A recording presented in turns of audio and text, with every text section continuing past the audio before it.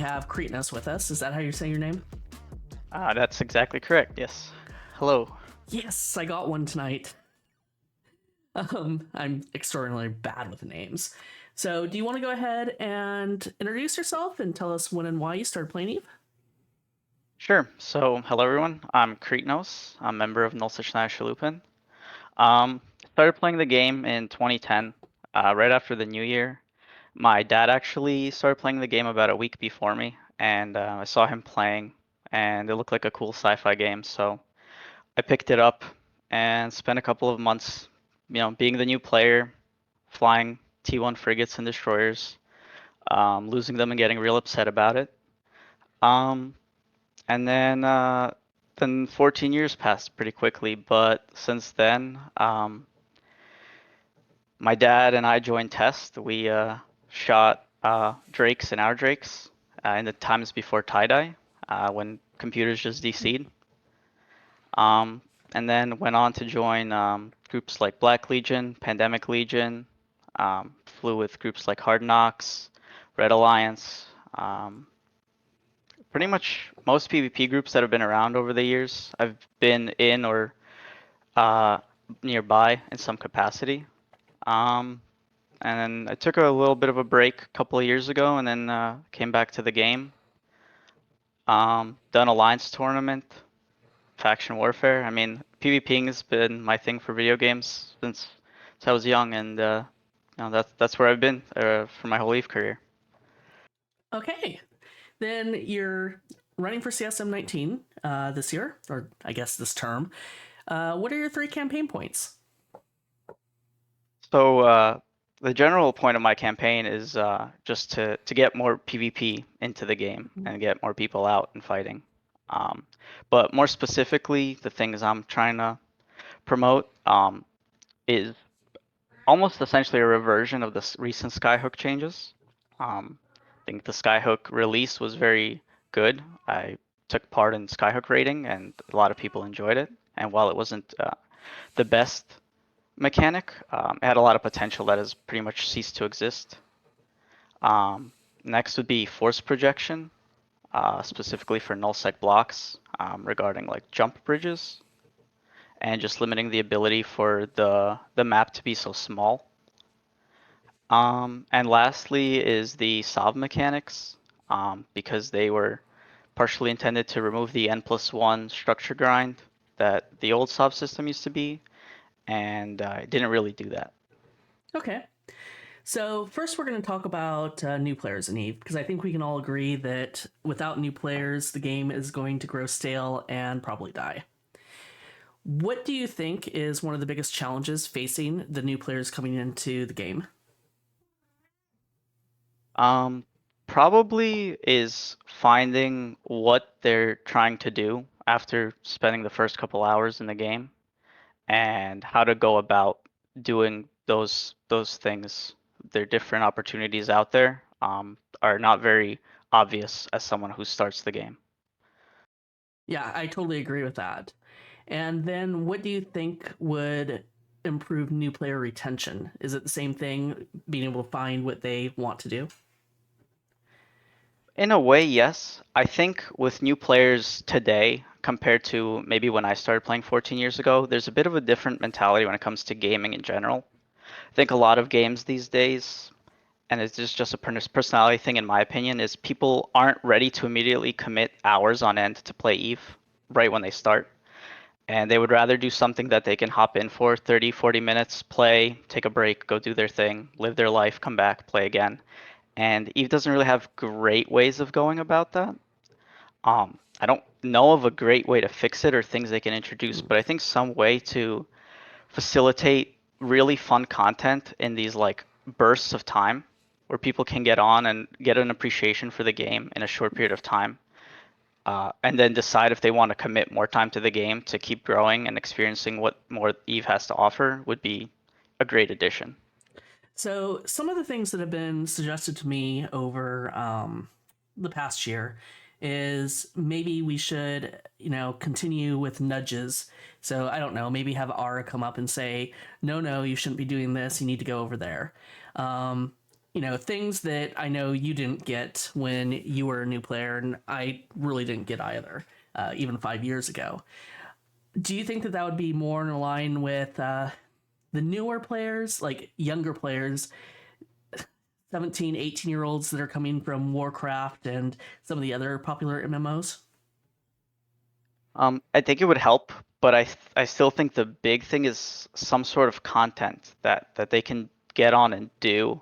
And it's hard to give like let's say end game content to someone who's just starting, obviously from a skill point standpoint, but also from a not knowing all the mechanics standpoint. But if there was some way to almost mimic end game content for a new player, even if it was like putting them into like not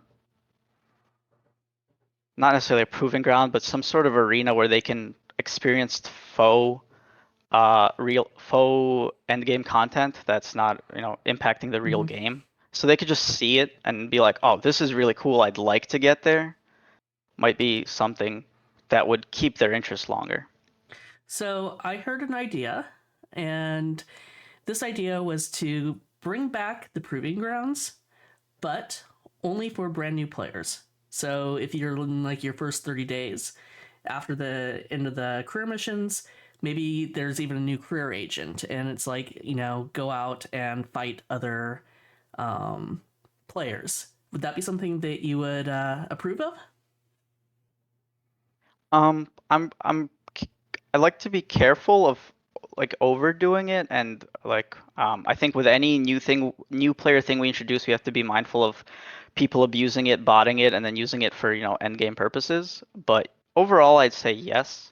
If there's people who want to PvP and they can get out and enjoy like some PvP where maybe they get something more than a T1 fit Rifter and can play around with it without having to, risk the ISK or something, and they're just handed like these fake ships that only spawn in the proving grounds. I think that would be realistic, almost like being able to go into like an FPS and pick like a character with all their abilities and just like play around with what it has to offer. So give them something like a civilian Rifter or civilian Imicus. Yeah, and I mean, I'd even be open to giving them bigger ships where they can just go and fly them and just die, and like they obviously won't impact the rest of the game. They would just exist within that proving ground. Kind of give them a little appetite for blood, because we all know what Yes, happens when you give new players, some blood to drink. exactly. It's all in that first kill. Absolutely. It's a downward spiral, I guess upward spiral from there. So when is the last time that you actually ran the MPE? Um, so when I came back to the game, I want to say like 4 or 5 years ago, I did like the first hour of it, so Mm-hmm. definitely not the whole thing through. The last time I did the full one was whatever we had in 2010. Oh wow! So you haven't even ran through the newest one. No, not in its entirety. Okay, fair enough. I just find it an interesting question to see who has actually tried it and who hasn't. Now we're gonna switch gears and we're gonna talk about community.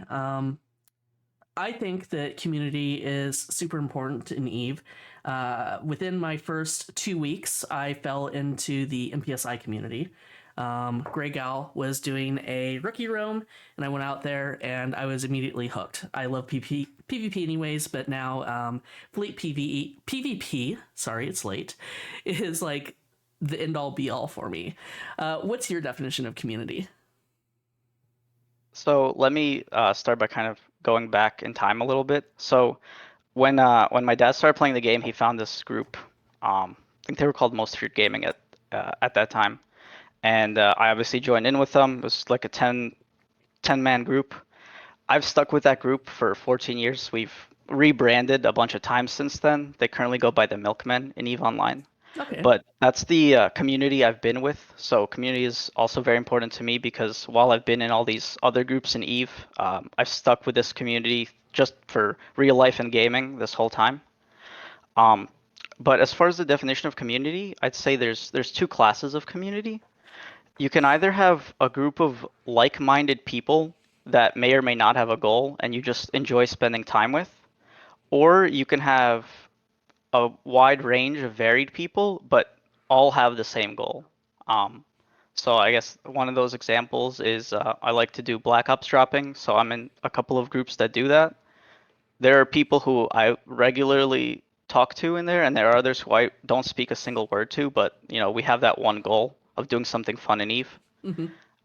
And then on the other hand, I have that community that I play with and have met up in real life with, and we play other games with. So I guess there's kind of two communities in my eyes that Oh, you that exist in Eve. okay, very good. Um, Now, of course, whenever you get a community, you always get people who don't act very nicely. Um, and when I'm talking about toxicity, I want to be clear: it's not PvP. It's not even melting the face off of that one day new bro out in Lowsec. It's not minor salt or nullsec warring with each other. It's bringing all the stuff from outside of the game in: the racism, the homophobia, transphobia, sexism, all that stuff. Do you find, especially since you've been around for a while, do you find that toxicity is better today than it was back then, or is it about the same? Um, I would say it's within Eve, it's about the same. There's a lot more ways toxicity is spread these days with the Discord and our Eve and everything being around. So I think it's just with anything with social media, a lot more transparent and visible. But I Mm-hmm. don't think the amount of toxicity has changed necessarily. Um, well, I guess the group I'm in right now is Nulsichnaya Shalupin. It's a spin-off of Losichnaya Shalupin. It's a Russian group in the game. So I guess an extra little bit of extra background. I come from Russian Ukrainian origin. I speak Russian, and you know, in our time playing the game, there's a lot of like, especially now, anti-Russian, you know, Mm-hmm. sentiment going on. And with groups like these, there's a lot more coming in from the outside than within these groups themselves. Um, so it's definitely out there. Anytime, I'm a PvPer, we kill a lot of stuff. People immediately go to the, oh, like, we hate so and so immediately in Yeah. local chat after dying. It's like, I mean, I don't care, but it's definitely out there. You see it all the time. Yeah, we all get those combos and those eve mails that make things just extra special. Oh yeah. I mean, I'll be honest. I'm thankful for having this kind of mentality, but to me that just makes me more bloodthirsty and want to kill more people in the game. So I have no issue with it personally, but I know it's there. Right. So when you come across it, what do you personally do? Like within game and within the discords, r eve and stuff like that. Do you report it? Do you ignore it? So I guess it depends on the severity of it. When it's an Eve, if it's just like people complaining when I kill them, I usually just ignore it and laugh about it because I know someone got a little mad that I killed them. If it's so in the discords that I'm in or a moderator of or groups that I hang out with, it's like not tolerated at all. A lot of them have like rules when you enter the Discord. It's like these five things are not tolerated, so I don't have to ever see it there. Um, I have seen it in other Discords and other groups, and we've definitely called them out on it. And I know several groups that have kind of shielded their leadership has shielded themselves behind the face of they're doing it, we're not doing it, but we're not going to do anything about it. And we Mm-hmm. call them out on it. We have little eve wars with them, trying to burn them down a little bit. I mean, it's very easy to have a contingent of people try to burn some stuff down when those people are like very blatantly toxic or just going out of their way of being like less than ideal humans. Yeah, I've heard of some wormhole corpse that they go to town on evictions whenever they come across that type of thing. So it's good to hear that you guys do too. Now we're going to switch gears again, and I have a crystal ball. You made it to the CSM19. Congratulations. Epic. But you're in your first meeting, and CCP reveals all. They tell you what's going to be on the next expansion, maybe in the next two or three, and what they want to accomplish. But nothing that you have campaigned for or really are an expert on is on the docket. Matter of fact, they're going to redo the NPE. It's all about the new player experience. What are you going to do? Um, well, one of the things I pride myself on is being kind of a bringer of people together. Um, I've had a recent fleet where I brought some of the most hated groups together, just members of. So I have a very wide audience of people um, that do all kinds of different stuff in the game. So it's very easy for me to get feedback on things, even if I have zero idea as to how things work. I have people who regularly participate in it. Um, even with the NPE, I had a corp mate of mine recently say that he's got a friend looking to join the game and try it out. So I have even people like that who I can ask and be like, "Hey, how's your first day in Eve going? How's your second day in Eve going?" But just being able to talk to these people and get their perspective is I think what I would do in that case, and I think that's really what the CSM is about.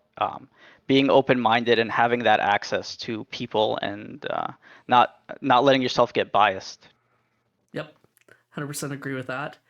And of course, you played Eve for a very long time, so you know as well as I do that CCP likes to change things up. Sometimes they want to nerf something, sometimes they want to change it, sometimes they want to take it out of the game. Um, how do you think you're going to react, or what do you think you're going to do when you find out that something that is integral to your communities or your own gameplay is going to be changed drastically, but it's probably better for the game? If they really feel that it's better for the game, then just roll with the punches. I've played games. I mean, this has happened in Eve. This has happened in other games where we've found groups I've flown with have found mechanics that are borderline overpowered or very effective, and they have been nerfed, removed from the game, etc. And I mean that's just part of the game. You gotta, you can't expect to do the same thing for 15 years and people either not catch on or it not be changed. Okay. And then you're going to be a representative, but there is plenty of groups out there and play types that don't ever get a CSM. Say that they figure that you're the most approachable CSM, being one of the new five, or, just one of the new ones. Are you going to help represent their playstyle? Yeah, for sure. I I think first of all, I think we should have a very widespread CSM. And one of my things that I've been thinking about is that, like, if it was up to me, that null blocks would only essentially get one candidate each because I think there's no point in them having multiple.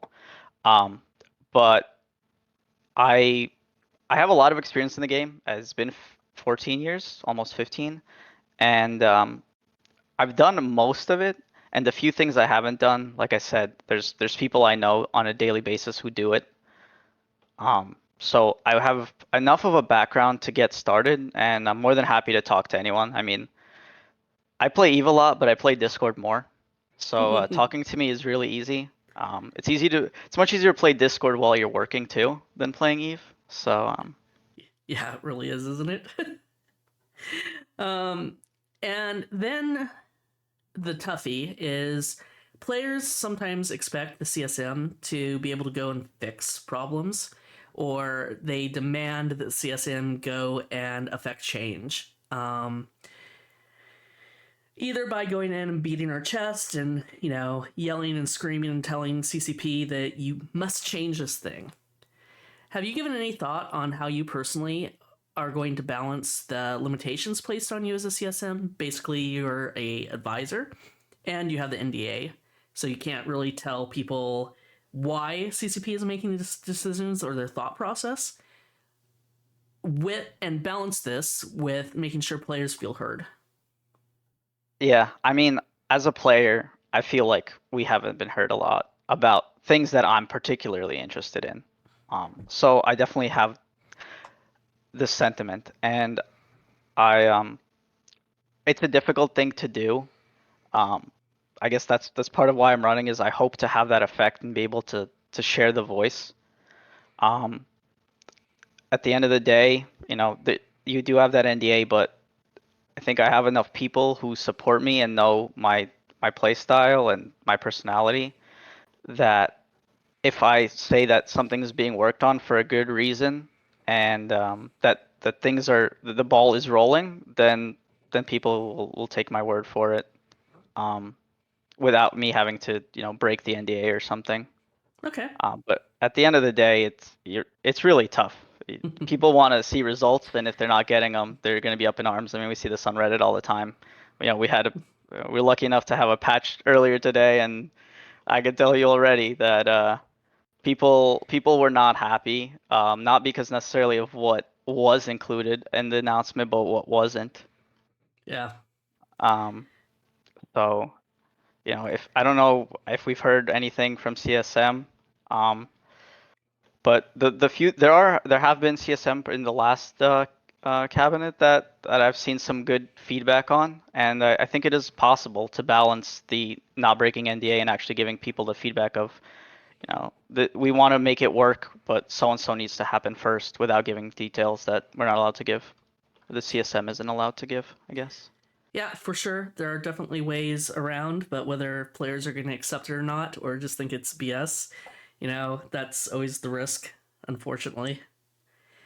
Yeah, and I mean the chest beating isn't the worst thing. I mean, I think people have the right to voice their concerns, and it's healthy for the game. The more vocal everyone is, first of all, that gives us a larger number of people who we see either like or dislike something, and hopefully can give CCP a better inclination of how to make the game better.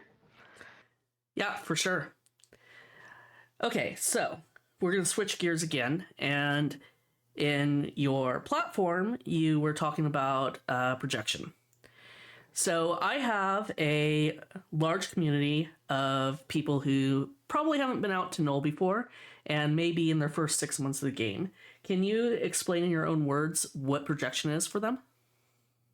Sure. So the way the map is set up is all of high sec is concentrated in the middle of the map, with null sec being on the outsides.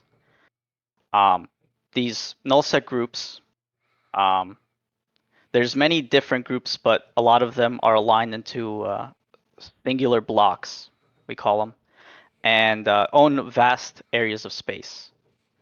Um, the thing with having these blocks is it prevents other new and smaller groups from actually going out and taking hold and ownership of the space.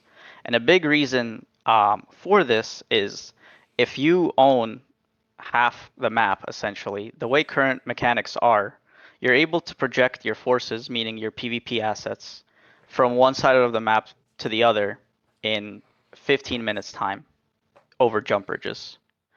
This used to be the case with capitals as well, but then we had jump fatigue changes, so that kind of is limited in a way. But with subcapitals and the current jump bridge mechanic, you can traverse the map very quickly because you essentially make your own Stargate that, whereas if you were, in high sec or null sec without access to them, if you were having to gate 10 jumps, they would be able to do it in one.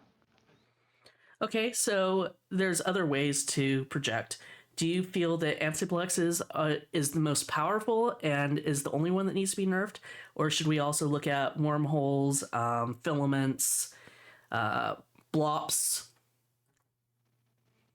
Yeah, that's a good point. I think the recent Zarzak change was a very good one. I think that was an extremely um, over buffed mechanic that allowed too much projection throughout the game, too much map movement from all sides.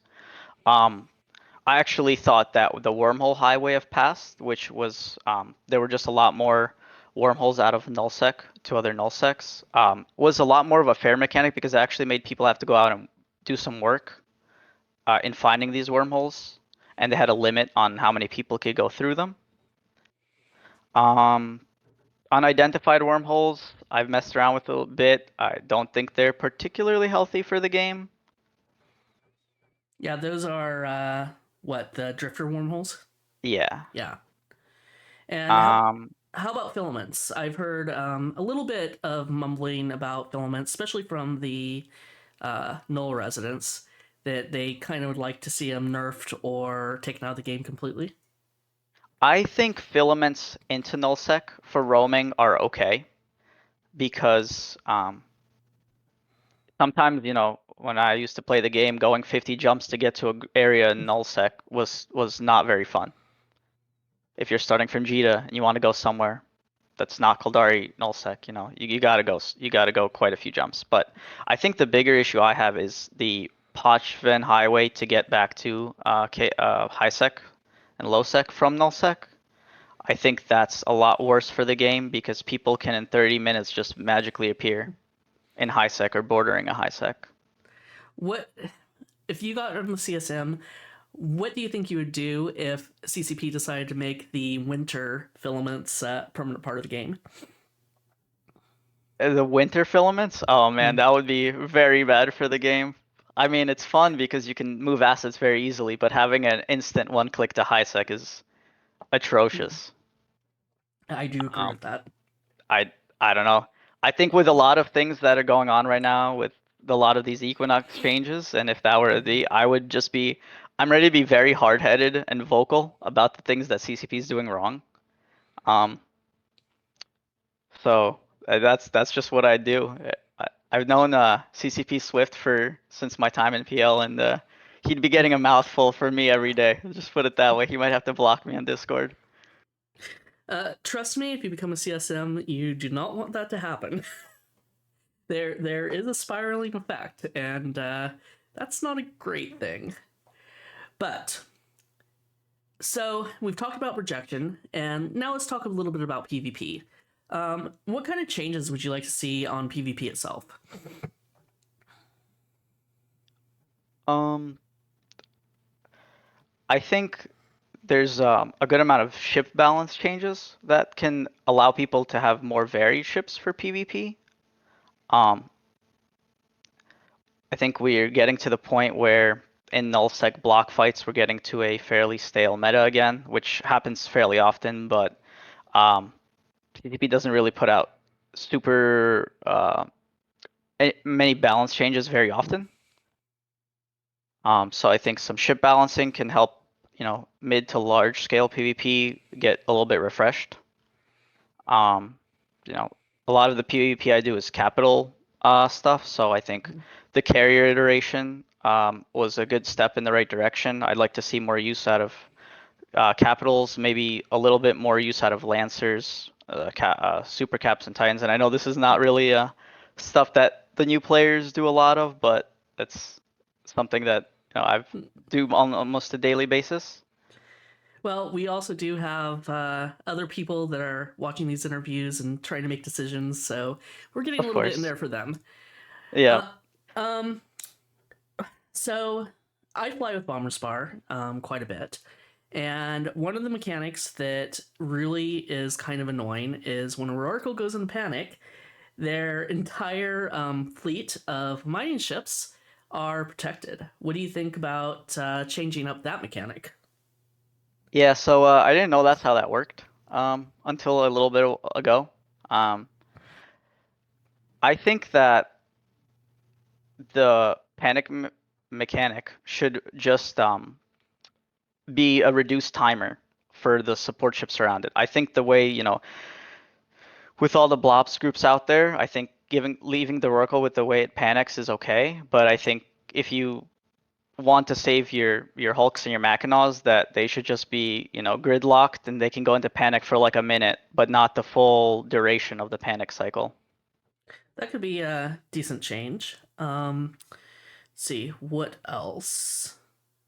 There was one or two other things, but it's escaping me right now. Maybe it'll come back a little bit later. For the new players, what would you suggest that they do to get into PvP for the first time? Um, Main thing is just join a corporation that's doing something. Um, I don't, I can't imagine starting the game right now. And when I started it, I got into a corp fairly quickly. And I did in PvP for months, but eventually you want to dip your toe into it, and it's very easy when you're in a group where you have at least someone who's an FC, or even just someone who's like, hey, let's all go to this low sec system and kill ships or lose ships. Um, the second thing I would say is there's actually a lot of streams for Eve now that didn't exist when I started playing the game. Mm, All sorts of different language streams, different content, solo PvP, people streaming small gang and fleet content, and I think a lot of people learn games these days just by watching streams. So I think that's a good avenue to do it. So join a corp and watch some streams, and just don't remember the motto: go out and lose some ships. yeah, 100%. So I also think I saw on your thread that you're an FC as well. Yes. So if you could have one thing, a quality of life thing, to make your life as an FC better, what would it be? Oh man. That's a tough question. Um, I know some like small scale stuff that or not small scale, but some small changes that would be good would be things related to the fleet, like the fleet window, contacts, just for getting fleets organized. I think Mm-hmm. could use some improvement.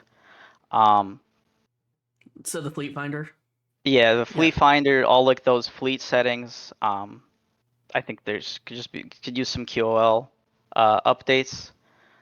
Um, different bookmark packs would be good. So if I could have more than 3 shared folders, because I'm trying to juggle like 8 of them at once and people making me bookmarks and stuff, that would help a lot. With different alts. That might just be me. Anything else? Um,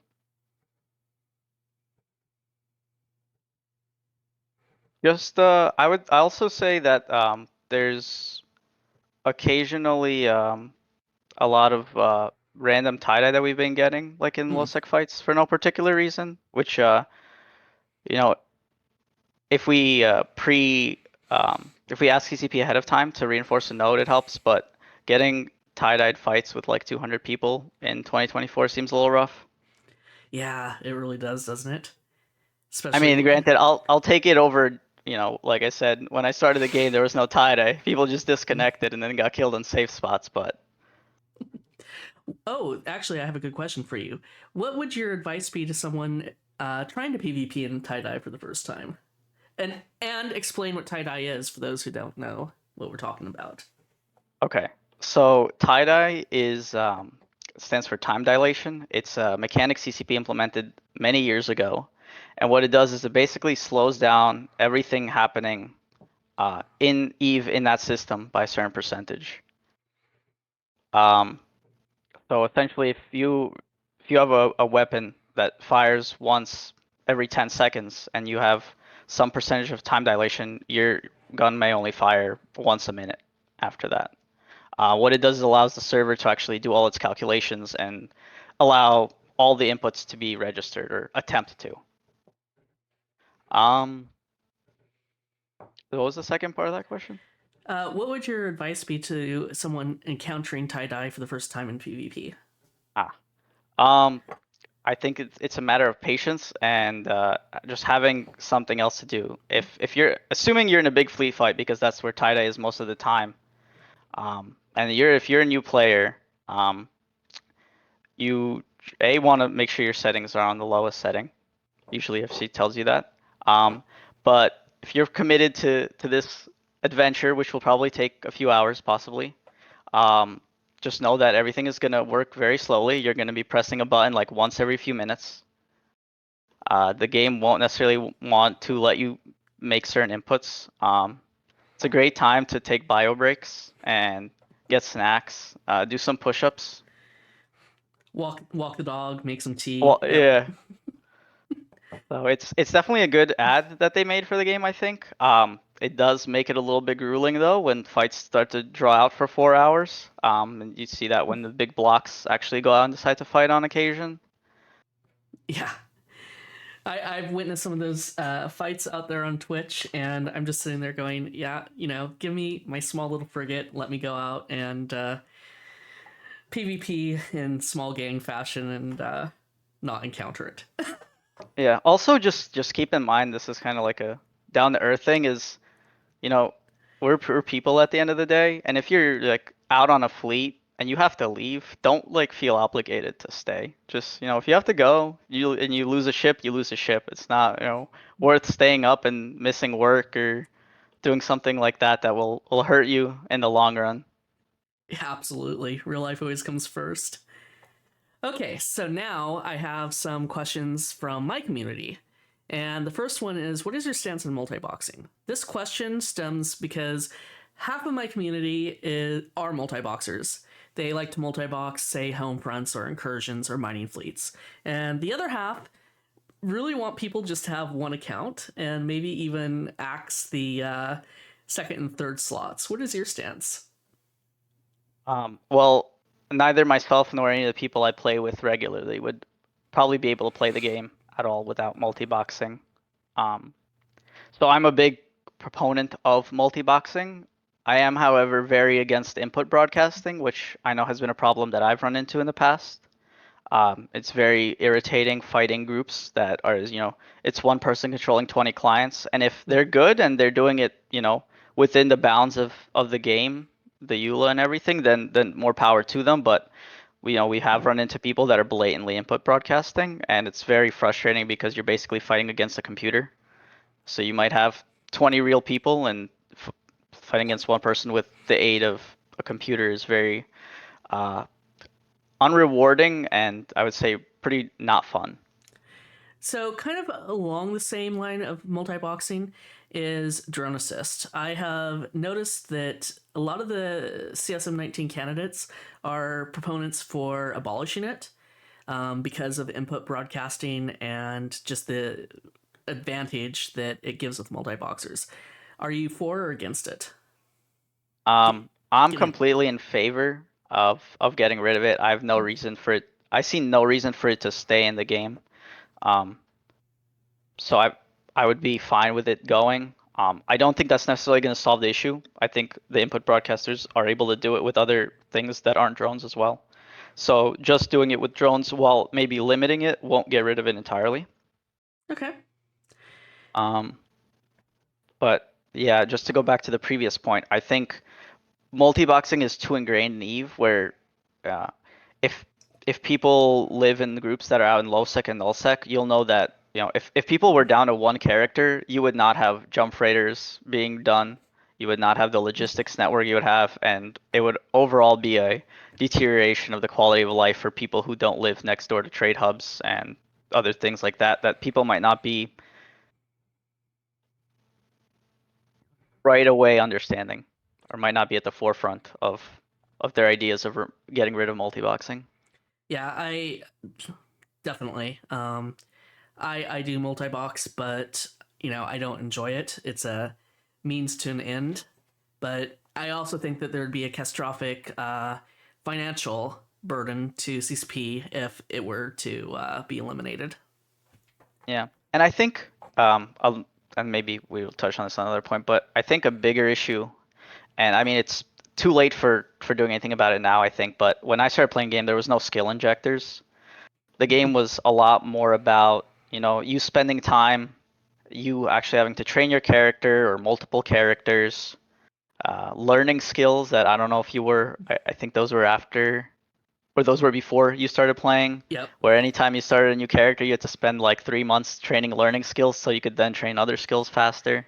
yep, It just felt a lot more like rewarding to train a character as opposed to now where you just inject a capital pilot in a couple of minutes from making it. And I think that helps, or sorry, I think that hurts the newer players as well because they don't have that feeling of, okay, one day I'll get there. It's do I put in the money into the game to get there? And if you're a new player without, who's not joining because their friend invited them, then you're not going to have that ISK in the game to do it. So are you going to go out and spend, your personal money doing it just to reach where other people are and getting more and more characters?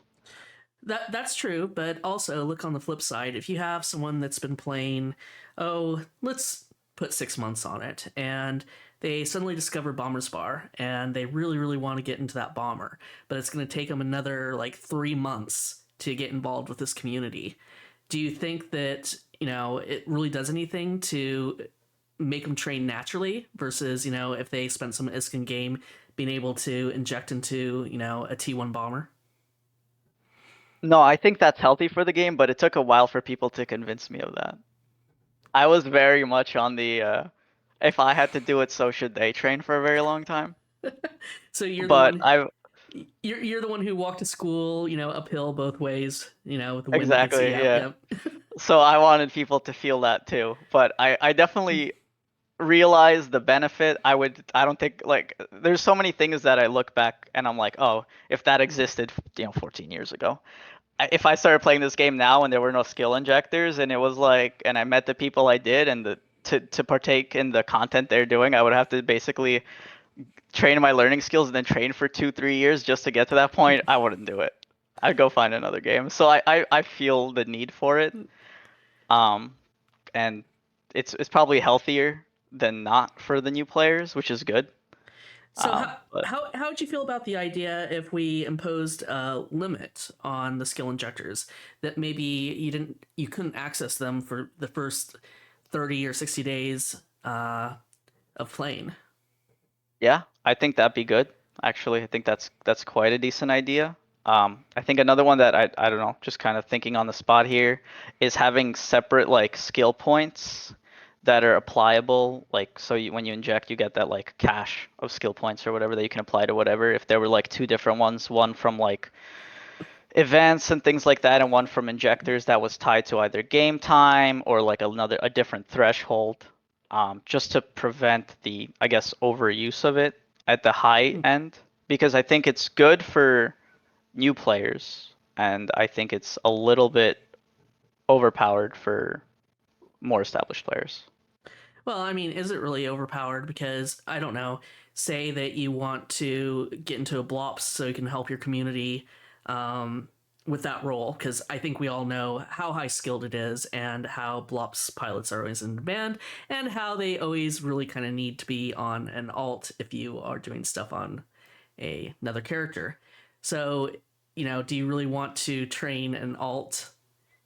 I don't even know how many days Blops Pilot is, but it probably has to be over a year, easy. Yeah, and you're right, but I guess my point of view is so I've got over 200 million skill points, and if a new skill comes out, I can just inject it immediately, like no questions asked. I'll go train it, or if I'm participating in the Alliance tournament and some skill I have to train, it's just like, oh, here it is, and it just feels like to me, and again, this is kind of my old mindset of it takes away from the actual some of the skill and like the value of being a more tenured player in the game. And speaking of the AT, um, what kind of changes would you like to see for next year's AT if you got onto the CSM? 100% without a doubt the allowing of AT ships across the board and not in the format they are now. Okay. Um, Um, Go ahead. like that's I've thought about it for a while and I don't there can still be restrictions on like how many you can use and so on, but I don't think it's those ships are designed to be prizes and there were years where they were allowed to be used and I think we should just go back to that. I don't think it would hurt anyone if they were allowed to a proper level. I'm sure that CCP Zealous would love to get in that conversation with you. Um, what would you do to make it easier for new alliances to get started? Maybe alliances that don't have all the ISK that you need to payroll it. Um, I think the best thing you can do if you're trying to get a big group going is first if you find like-minded individuals, you can have fun without necessarily a ton of ISK. You could start small. Um, there's plenty of groups out there that will want to help you if you have initiative.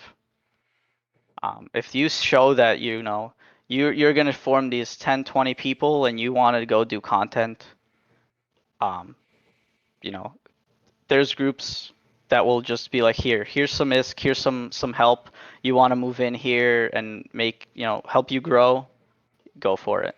Um, I know myself in the area that I hang out in. There's been several groups like that who have been like, hey, we want to start up. We show initiative. We're gonna be here. We want to learn how to PvP and just get a foothold here and more power to them. Not saying we're not gonna kill them later or PvP against them, but we're not gonna immediately burn all their stuff down just because they're coming in and they're a new group. Okay. And then my second to last question for you is what do you think is the most pressing issue in Eve today? It could be the stuff that we've talked about, it could be stuff that we haven't talked about yet. Most pressing issue is player retention, both new and old. I think we're the last couple months we were promised we CCP overpromised and underdelivered heavily. I'll pretty blunt about it. I think the changes have not been the best. I think we had really high hopes for the last couple of expansions, including the upcoming one, and they don't seem to be up to where we expected them to be, or at least a lot of the people I talk to on a daily basis, and that's Mm-hmm. not just from my personal group, but different groups that I've talked to. So my fear is that these changes are more and more people are trimming down the amount of time they're spending in the game and the amount of characters they have, and I just want to see the game get back on an upward trajectory, kind of across the board to keep people interested and engaged. Okay. And now I'm going to open it up to anybody in Twitch chat that has questions for Creatnos. Then we can ask that. And in the meantime, if people want to engage with you more after watching this interview, where can they reach you? So I'm on a bunch of Discords. I'm on the Eve Online Discord. I do have my own Discord for the campaign. It's linked on the post on the Evo forums Okay, under my perfect. campaign post. Awesome. We'll get that into the description of the video when it goes up. And then my last question for you is what other candidates would you like to see elected? Um, so like I said earlier, I'd like to see a varied CSM with minimal overlap. So I think, as a NPE candidate, very important. I am probably one of the furthest. Uh, I would say, I guess, with my tenure, I have the least exposure to the NPE experience. So I think having someone who's very familiar with it would be good. I think Mick Fightmaster from Wormholes would be a good candidate. Um, I think, you know, Seto is probably a good candidate for low sec groups. I would say so Young Puke and Phantomite are also other people in the low sec Mm-hmm. environment that I have spoken to and have good ideas. And I mean, I think people should go out and support the people who have good ideas but also represent their interests. Totally agree. So I do have one question for you. If a new player begins Eve while knowing zero people who play it, how would someone get started in meeting and building relationships? Um, yeah, that's a good question, and maybe something CCP can work on. I guess most of the recruitment that I know is done through different, not through the in-game interface. You could find something through the in-game interface, but I don't know how many people actually use that to find corporations.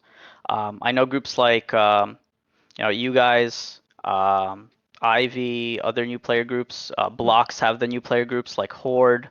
I know Hold My Probes is a Russian one that does a really good job integrating itself in the new player community for Russian-speaking people. Karma Fleet, groups like that. Once you find them, um, it's worth trying, I think, to join them. Um, I think the main thing the new people should consider is, if you like it, you're more than welcome to try it, but don't feel locked in or discouraged if the first corp doesn't work out. Yeah, that is really great advice. I think most people will corp hop two or three times or even more trying to find their people.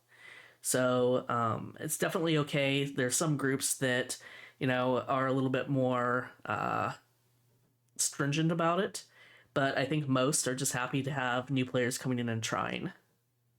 For sure. And I think this goes back to the community questions that we were talking about Mm. is you might find a community that you just like spending time with, but that they, you don't share the goals. Maybe they're more of an indie community that minds, but there's some really cool people that you like to hang out with. Like just hang out with that community and join a different corp anyway. I mean, if they're cool people, they'll let you hang out with them when they're doing stuff you like, and then you could still be doing Eve stuff with other people. It's a very, Eve's a wide universe, and there's a lot of people who you might like spending time with. Absolutely. So, is there anything that we didn't cover that you're dying to talk about? Um, I guess the one thing I'll say, and this is, I think it's a thing that's somewhat viable for new people. I don't know exactly, but what brought me back to Eve the last time was the winter event. I don't know, for some reason that whole event just really gives me the flame to play Eve every year. So I'd say just go out and try it. There, even that there's this little scanning sites, the mining sites, gets you in the holiday spirit, and definitely a good idea, good place to learn some PvP as well. I don't know. I think it's a great time that's coming up here in a few months. Highly recommend anyone who hasn't tried it to try it. I really love the events, and it made me really sad that CCP has gone away from all the events that I got to do when I was a new player into the expansions again. I understand the reasoning, but still it sucks, especially the Easter event, the hunt. Oh yeah, I've never so I didn't actually do any of them, and it was really sad because sounded really cool and everyone was raving about how good it was. So I'm with you there. I think there's a possibility for better events to be picked out of all the events they do. I think we've had some that are kind of nothing events. There was one recently, the one with like the incremental sites. I forget what it was, but uh, there's some events that people really like, and I think we should keep those, um, Yeah, and get rid of some other ones, and not just try and put out like stuff that no one really cares for. and Would be ideal. I really miss GM Week with Wackabot. That was the only time that I was ever able to get a Titan, since no one's been able to deliver one on a silver platter for me. I'll let you guys know next time I'm hunting one. Yes, please. Okay, with that, I'm going to go ahead and let you go and start preparing for my next interview. I will get this onto YouTube either tomorrow or Saturday for sure and get all the information in there. Best of luck with your campaign. Thanks so much, and thanks for taking the time. Absolutely.